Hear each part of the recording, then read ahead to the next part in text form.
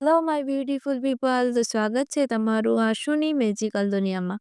હવે હું યુટ્યુબમાં બેઠા બેઠા વિડીયોઝ જોતી હતી, ત્યાં મારી સામે એક વિડીયો આવ્યો જેમાં એક દીદી જણાવતા હતા કે ઘર બેઠા કોરિયન ગ્લાસ સ્કિન આપણે મેળવી શકીએ છીએ. તો પછી વિચારવાનું શું, આપણાને કોરિયન ગ્લાસ સ્કિન તો જોઈએ જ છે ને, તો મેં બી એમનો નુસ્ખો કોપી ટુ કોપી પેસ્ટ કરી નાખ્યો અને એમને 7 ડેઝનું ચેલેન્જ આપ્યું હતું, જે મેં એક્સેપ્ટ કરી લીધું. તો એના માટે મેં 4 ચમચી ચોખા લીધા. હા, મેં ચોખા આખી રાત પલાળીને રાખ્યા છે. તમે ચાહો તો 1 કલાક પહેલાં બી પલાળી શકો છો, એવું હું નહીં, એ દીદી કહેતા હતા. ઓકે, પછી આપણે એ ચોખાને એક બાઉલમાં નાખીને એને ઉકાળવાના છે ધીમી આંચ ઉપર. જેવી રીતે આપણી જિંદગી ધીમી આંચ ઉપર ઉકળી રહી છે, એવી જ રીતે આપણે ચોખાને ઉકાળવાના છે.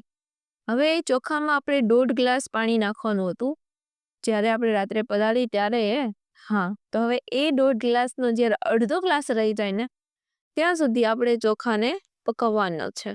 હવે ચોખા પાકી જાય તો એને મિક્સી ગ્રાઇન્ડરમાં જઈને ફટાફટ પીસી નાખવાના, જેવી રીતે આપણે પીસાઈ છીએ. હા, એવી જ રીતે. હવે તમારા ચોખા પીસાઈ ગયા, તો હવે જેમ કે આપણી જિંદગીમાં આપણે સુખ ને દુઃખ ને અલગ કરીને, એવી જ રીતે ચોખાના જાડા કરને ને પતલા કરને, મતલબ કે પતલી કન્સિસ્ટન્સી અને જાડી કન્સિસ્ટન્સી. ઓકે, મારાથી ઇંગ્લિશ નથી બોલાતું, સમજી જજો. તો એવી જ રીતે આપણે એ બંનેને અલગ પાડવાના છે, મતલબ કે ગળણીથી ચાળી લેવાના છે, જેવી રીતે હું અહીંયા ચાળી રહી છું.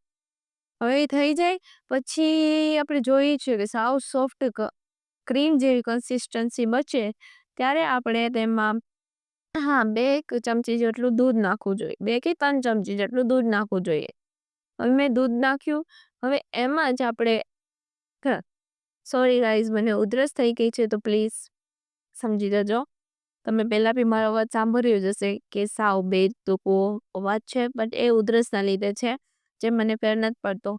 કોઈની બી પાસે ઉધરસ માટે બેસ્ટ ઇલાજ હોય તો પ્લીઝ મને જણાવજો. હવે આપણે એમાં નાખશી કોકોનટ ઓઇલ. કોકોનટ ઓઇલ આપણે 2 ચમચ જેવું નાખશી. હવે જુઓ છો ને, મારું કોકોનટ ઓઇલ મારી ચમચી કરતાં એ બાઉલમાં જવા વચ્ચે વધારે તાંબડું છે. કેવી રીતે? ડાયરેક્ટ એ બાઉલમાં જ જઈએ છે. હવે એ બંનેને સરખી રીતે મિક્સ કરી નાખ્યો આપણે.